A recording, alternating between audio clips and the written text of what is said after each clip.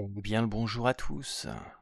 Première petite vidéo qui traitera des jeux vidéo. Je ne sais pas si vous le savez, probablement pas tous, mais j'aime beaucoup les survival horror. C'est un type de jeu qui me parle, mais pas tous, pas n'importe quelle recette. J'ai une recette favorite et c'est celle des Resident Evil à l'ancienne, à base d'énigmes, d'allers-retours, d'inventaire, etc., etc. Chacun son truc, ça, c'est mon truc. Et avec la direction qu'a pris la licence, je me retrouve moins dans ce qu'ils proposent aujourd'hui, même si je continue de les faire par habitude.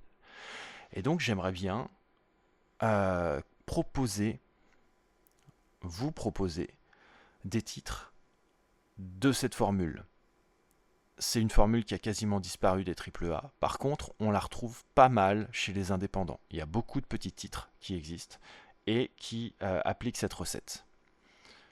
J'en ai parcouru quelques-uns, ou commencé quelques-uns en tout cas, et il y a de quoi faire. Donc si c'est quelque chose qui vous plaît, j'en présenterai de temps en temps sur cette chaîne.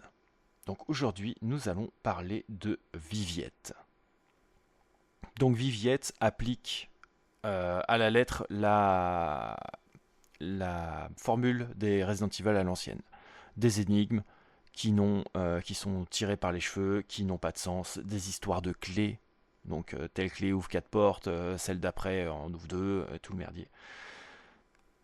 Par contre, donc il a une esthétique un peu 16 bits et ne vous attendez pas à pouvoir défourailler sur les ennemis puisqu'il n'y a en vérité qu'un seul ennemi et que c'est votre sœur possédée. Donc elle erre dans le manoir, puisque c'est un manoir, puisque c'est inspiré de Resident Evil, donc il y a toujours des manoirs.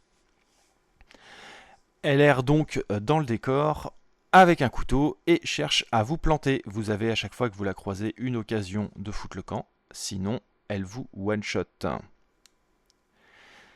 Ce qui fait que vous ne pouvez pas la défourailler à coups de fusil à pompe, ce qui peut créer une petite frustration chez les personnes qui tenaient absolument à être amenées à faire ça. Mais non, il n'est pas autorisé d'abattre sa sœur. D'où la miniature de la vidéo. Bref, c'est un titre que j'ai eu au pif quand j'ai chopé ma Switch. Donc il est sorti sur Switch, PC, enfin il est sorti partout. Et il a été très très agréable à parcourir. C'est même s'il a un côté un peu rétro de par son esthétique et qu'on se dit que bon bah des graphismes comme ça ne peut pas faire peur, il met en place des mécanismes qui arrivent tout de même à générer du stress. Bref, c'était une super expérience pour ma part. Je vous le recommande, surtout si vous arrivez à le trouver en promo. Il descend souvent à moins de 10 euros. Et voilà, si vous aimez bien ce genre d'expérience, vous ne devriez pas être déçus. Sur ce, je vais vous souhaiter une bonne journée. N'hésitez pas à vous abonner. Et à demain, probablement. Ou. Ouais, à demain. Bonne journée.